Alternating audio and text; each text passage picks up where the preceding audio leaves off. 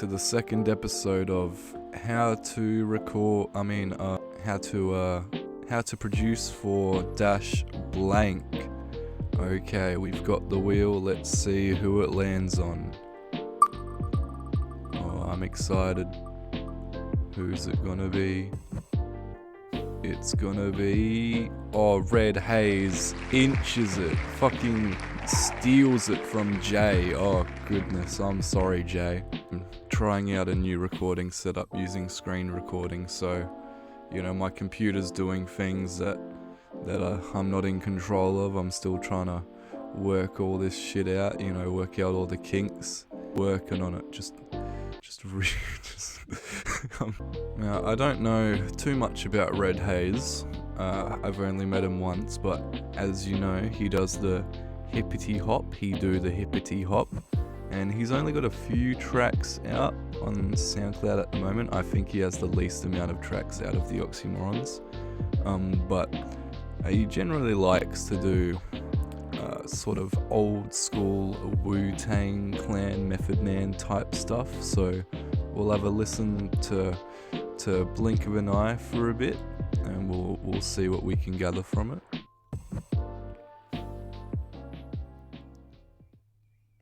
If it loads.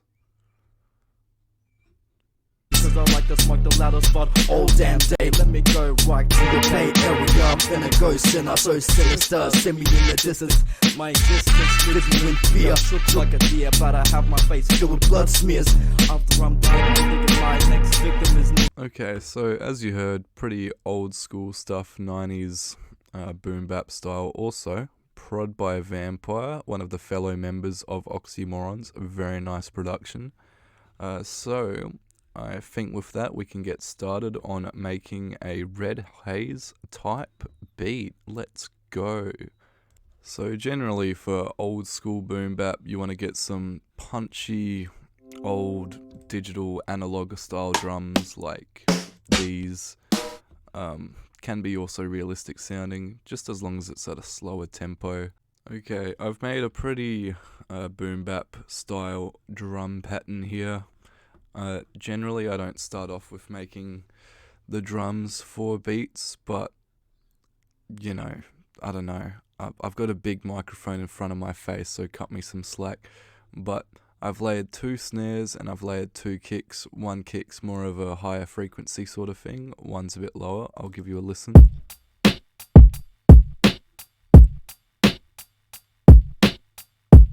I'll probably fuck around with it a bit and maybe put some perks in and whatnot, but yeah, that's what we got going on. Now, another part of producing boom bap is sampling. You don't have to sample for boom bap, but for 90s, 80s sort of style, that's generally what they did back then. So I've got a bunch of samples here from a random sample pack, and I'm just gonna skim through until I find one I like. Okay, so I found a sample that I like from the Bayonetta soundtrack. I'll just play it with the drums so you can see how it sounds at the moment.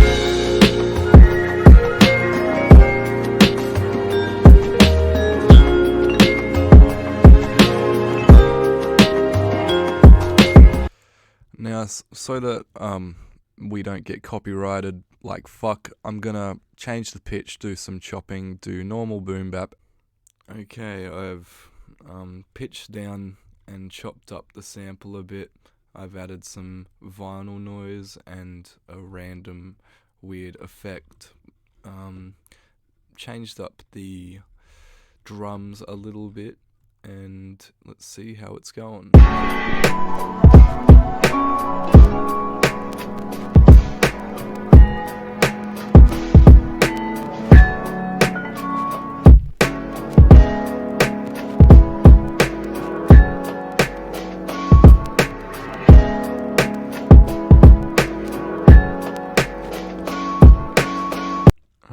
Sounding pretty cool. I think we're nearly done. Just need to arrange and, of course, add some bass. I made a bass pattern. Here it is.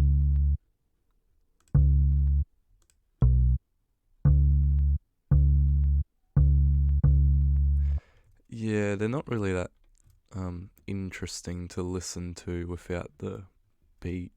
Anyway, time for a cool arrangement transition. Ready for this?